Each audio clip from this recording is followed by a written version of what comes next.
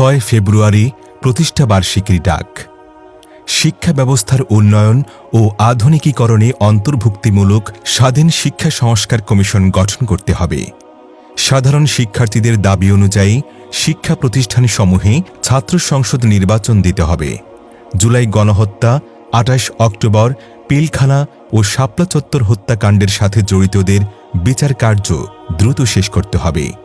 জুলাই অভ্যুত্থানে শহীদ ও আহতদের রাষ্ট্রীয় স্বীকৃতি প্রদান এবং আহতদের যথাযথ চিকিৎসা সেবা নিশ্চিত করতে হবে।